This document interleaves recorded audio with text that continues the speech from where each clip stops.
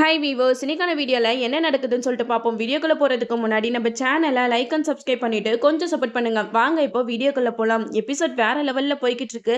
நம்ம துளசி அஞ்சலி இவங்க ரெண்டு பேருமே ரகுவையும் கேசவனையும் செம்மையாக வெளுத்து வாங்குறாங்க. துளசி சொல்றாங்க, அம்மாவும் அப்பாவும் இந்த வீட்டில் இருக்கக்கூடாதுன்னா அவங்களுக்கு சொந்தமான இடத்துல இருக்க தான் செய்வாங்க. நீங்க வேணா வீட்டை விட்டு போங்க அப்படின்னு சொல்லிட்டு ரகு கிட்ட சொல்றாங்க. இதை கேட்ட ரகு வந்து செம்மையா கடுப்பாக்குறாரு. ஓஹோ, நீ அப்படி வரியா? சரி, நான் இந்த வீட்டை விட்டு போயிடுறேன். அவங்களால தனியா சமாளிக்க முடியுமா? என் காசு இல்லாம இந்த குடும்பம் ஓடவே ஓடாது அப்படிங்கிற மாதிரி ரகு திமுறா பேசுறாரு. அதை கேட்டுட்டு துளசி சொல்றாங்க, நீங்கெல்லாம் சுயநலவாதிங்க தானடா, உங்களுக்கு ஏத்த மாதிரி தான் நீங்க நடந்துப்பீங்க. ஃபர்ஸ்ட் நீங்க இந்த வீட்டை விட்டு போங்க அப்படிங்கிற மாதிரி சொல்றப்ப துளசியை அடிக்க வந்துடுறாங்க. அப்போ வெற்றிக்கு செம்ம கோபம் வருது. என்ன பேசிக்கிட்டு இருக்கும் போதே அடிக்கிறதுக்கு கையை ஓங்குறீங்க அப்படின்னு சொல்லிட்டு பிரபுவை செம்மையா வெளுத்து வாங்குறாரு இந்த வெற்றி. ஒரு கட்டத்துக்கு மேல பிரபு கவிதா கிட்ட சொல்றாங்க, இனிமேட்டு ஒரு நிமிஷம் கூட இந்த வீட்டுல இருக்க முடியாது, வா வீட்டை விட்டு கிளம்பலாம் அப்படின்னு சொல்லிட்டு அவங்க ரெண்டு பேருமே வீட்டை விட்டு போயிடுறாங்க. அப்போ கேசவன் வந்து திரு முழிச்சுக்கிட்டு இருக்காரு. துளசி வந்து கேசவன் கிட்ட கேட்கறாங்க, என்னடா நீயும் இந்த வீட்டை விட்டு போக போறியா அப்படின்னு சொல்லிட்டு கேட்டதுக்கு அப்போ கேசவன் எதுவுமே சொல்லாம அவர் ரூம்குள்ள போயிடுறாரு.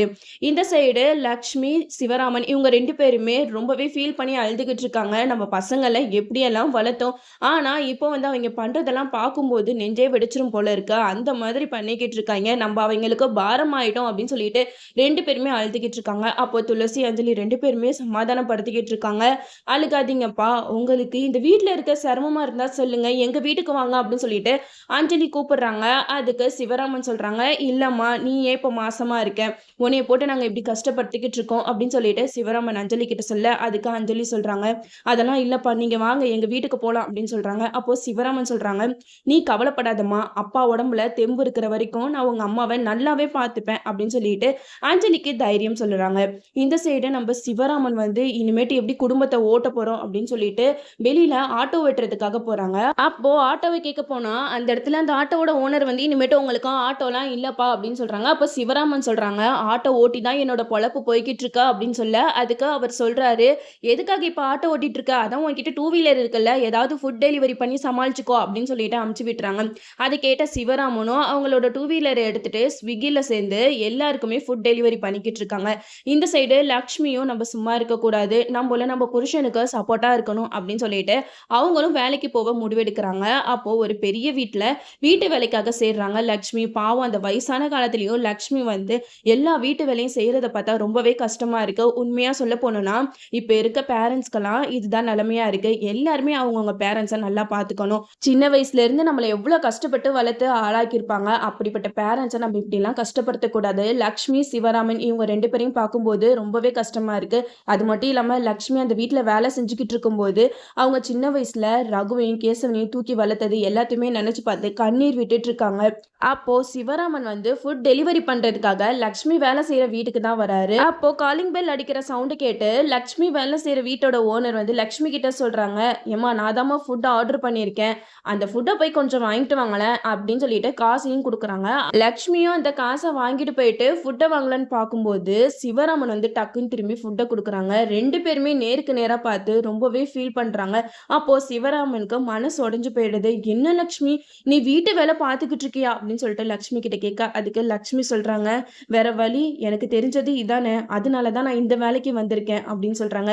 அதுக்கு சிவராமன் சொல்றாங்க, இல்ல லக்ஷ்மி, நீ உடனே கிளம்பி வா, உன்னை இந்த நிலைமையில பார்க்கவா நான் ஆசைப்பட்டேன் அப்படிங்கிற மாதிரி கேட்க, அதுக்கு லக்ஷ்மி சொல்றாங்க, எனக்கு வேற வழி தெரியலங்க, நீங்களும் பாவம் ஒண்டியா எவ்வளவுதான் கஷ்டப்படுவீங்க, நானும் என்னால முடிஞ்ச வேலையை செஞ்சுதானே காசு சம்பாதிக்கிறேன் அப்படின்னு சொல்லிட்டு லக்ஷ்மி சொல்றாங்க.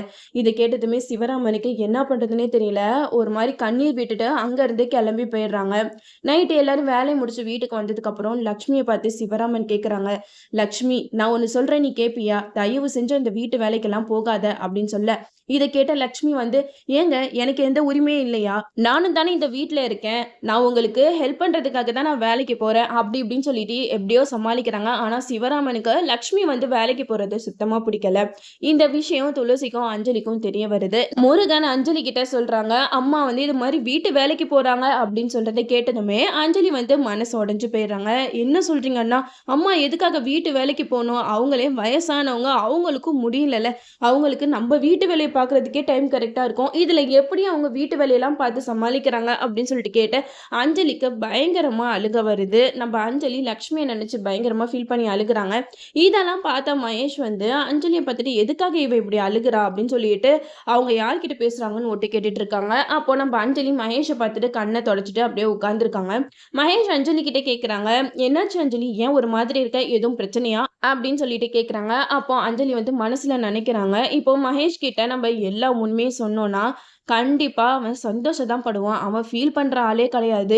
எப்படா பாட்டிய போட்டு தள்ளுவோம் தானே அவன் நினைச்சுக்கிட்டு இருக்கான் அப்படின்னு சொல்லிட்டு அஞ்சலி மனசுல நினைச்சு எதுவுமே சொல்ல மாட்டேங்கிறாங்க. அமைதியாவே இருக்காங்க.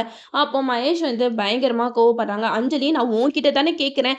என்ன நடந்துச்சுன்னு என்கிட்ட சொன்னா என்னவா? நான் எல்லாமே உனக்காக தான் பண்ணேன். அது எல்லாமே உனக்கு தப்பா தெரிஞ்சா அதுக்கு நான் என்ன பண்ண முடியுங்கிற மாதிரி நம்ம மகேஷ் வந்து நல்லவன் மாதிரி பேச ஆரம்பிக்கிறாங்க. அப்போ அஞ்சலி சொல்றாங்க, "இங்க பாருங்க மகேஷ், நானே பயங்கர கோவத்துல இருக்கேன். செம்ம டென்ஷன்ல இருக்கேன். நீங்க வேற இன்னும் என்னைய வெறுப்பேத்தாதீங்க" அப்படின்னு சொல்றாங்க. இருந்தாலும் நம்ம மகேஷ் வந்து அஞ்சலி கஷ்டப்படுறத பார்த்து சந்தோஷப்படுறாங்க. "என்னைய என்னென்னலாம் பண்ண அஞ்சலி, இப்ப பாரு அதுக்காக நீ இப்ப அனுபவிக்கிற" அப்படிங்கிற மாதிரி மகேஷ் வந்து வில்லத்தனமா அஞ்சலிய பார்த்து யோசிச்சுக்கிட்டு இருக்காங்க.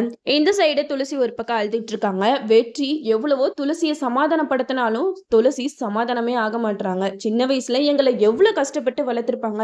அப்படிப்பட்ட பேரண்ட்ஸ்க்கு இவ்ளோ கஷ்டத்த குடுக்குறாங்களே பாவிங்களா அப்படிங்கிற மாதிரி நம்ம துளசி பயங்கரமா ஃபீல் பண்ணிக்கிட்டு இருக்காங்க.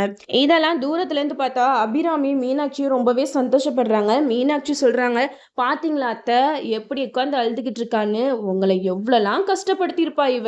அதனால தான் அந்த பாவம் சும்மா விடுமா? இப்போ துளசியோட அம்மாவும் அப்பாவும் கண்ணீர் விட்டுட்டு இருக்காங்க போல" அப்படிங்கிற மாதிரி மீனாட்சி வந்து அபிராமி கிட்ட சொல்றாங்க. அதுக்கு அபிராமி சொல்றாங்க, "நீ சொல்றது கரெக்ட் தான் மீனாட்சி. பெத்த வயிறு எப்படி துடிச்சிருக்கோம் எனக்கு. என் பிள்ளைக்கு எப்படியெல்லாம் கல்யாணம் பண்ணி பார்க்கணும்னு நான் ஆசைப்பட்டேன். ஆனா எல்லாத்தையுமே இந்த துளசி கெடுத்துட்டா. அதுக்கு தண்டனையா தான் இப்போ அவங்க குடும்பம் கஷ்டத்தை அனுபவிக்கிது" அப்படிங்கிற மாதிரி அபிராமியும் பேசிக்கிட்டு இருக்காங்க. இந்த சைடு நம்ம வெற்றி வந்து துளசிக்கு ஆறுதல் சொல்லிக்கிட்டு இருக்காங்க. மீனாட்சி சொல்றாங்க, "பாத்தீங்களா அத்தை, இப்படியே போனா வெற்றி நம்ம பக்கம் கொஞ்சம் கூட திரும்பி பார்க்க மாட்டான் போல. அப்படியே துளசி வீட்டு பக்கமே போயிருவானோ" அப்படிங்கிற மாதிரி மீனாட்சி வந்து அபிராமி கிட்ட இன்னும் ஏத்தி விட்டு தான் இருக்காங்க. இந்த சைடு நம்ம மகேஷ் வந்து மண்டைய பிச்சுக்கிட்டு அலையறாரு. எதுக்காக அஞ்சலி இப்படியெல்லாம் பண்ணிக்கிட்டு இருக்கா? ஒன்றும் புரியலையே. ஒருவேளை அவங்க வீட்ல பிரச்சனையா இருக்குமோ? அவங்க வீட்ல பிரச்சனையா இருந்தா நம்மளுக்கு சந்தோஷம் தான். ஏன்னா அவங்க வீட்ல பிரச்சனை நடந்தாதான் அஞ்சலி இங்க நடக்கிற எந்த ஒரு விஷயத்தையுமே வீட்ல சொல்ல மாட்டா. அப்படி வீட்ல சொல்லணும்னு நினைச்சா கூட அம்மா அப்பாவோட சந்தோஷம் கெட்டு போயிருமே அப்படின்ட்டு அவ எல்லாத்தையுமே மூடி வச்சிருவா. மகேஷ், உனக்கு என்னதான் கெட்டது நடந்தாலும் அதுலயும் ஒரு நல்லது நடந்துட்டு தாண்டா இருக்கு அப்படிங்கிற மாதிரி மகேஷ் வந்து மனசுல நினைச்சுக்கிட்டு இருக்காங்க. ஒரு பக்கம் பாட்டி வந்து என்னைக்காவது ஒரு நாள் கண் முழிச்சிட்டாங்கன்னா கண்டிப்பா நம்மளை பத்தின விஷயத்தெல்லாம் சொல்லிடுவாங்களே, அவங்கள கண் முழிக்க விடாம அப்படியே பரலோகம் அனுப்பணும் அப்படிங்கிற மாதிரி மகேஷ் வந்து மறுபடியும் திட்டம் போட ஆரம்பிச்சுக்கிட்டு இருக்காங்க. இந்த பாட்டியை நம்ம கண் முழிக்க வைக்கவே கூடாது. அவங்கள நம்ம எப்படியாவது போட்டு தள்ளிடணும். அதுக்கான வேலைகளை நம்ம இனிமேட்டு பார்க்க ஆரம்பிக்கணும் அப்படின்னு சொல்லிட்டு மகேஷ் வந்து முடிவு பண்றாங்க. நம்ம மகேஷ் வந்து சீக்கிரமா பாட்டியை ஏதாவது பண்றதுக்குள்ள பாட்டிக்கு நினைவு வந்து மகேஷை பத்தின விஷயம் எல்லாத்தையுமே எல்லார்கிட்டயுமே சொல்லணும். அது மட்டும் இல்லாம மகேஷோட ஃப்ரெண்டு அர்ஜுன் தான் இந்த முருகன் அப்படிங்கிற விஷயத்தையும் சீக்கிரம் கண்டுபிடிச்சாங்கன்னா நல்லா இருக்கும். ஏன்னா இப்போ பிரபு, கேசவன் இவங்க 2 பேருமே அவங்க அம்மா அப்பாவை போட்டு பயங்கரமா கஷ்டப்படுத்திட்டு இருக்காங்க.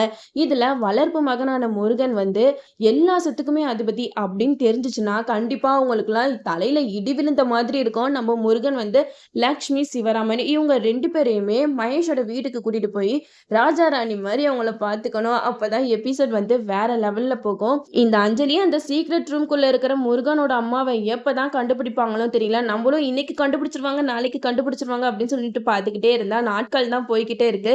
சீக்கிரமா அஞ்சலி அந்த சீக்ரெட் ரூம்குள்ள இருக்கிற முருகனோட அம்மாவை கண்டுபிடிச்சு எல்லா உண்மையுமே வெளியில கொண்டு வரணும். இந்த மகேஷோட உண்மையான முகத்தை வெளியில கொண்டு வரணும். அப்பதான் எபிசோட் வந்து வேற லெவல்ல போகும். நம்மளும் வெயிட் பண்ணி பார்ப்போம். ஓகே வீவர்ஸ், இந்த வீடியோ உங்களுக்கு பிடிச்சிருந்தா லைக் பண்ணுங்க. மறக்காம நம்ம சேனலை சப்ஸ்கிரைப் பண்ணிருங்க.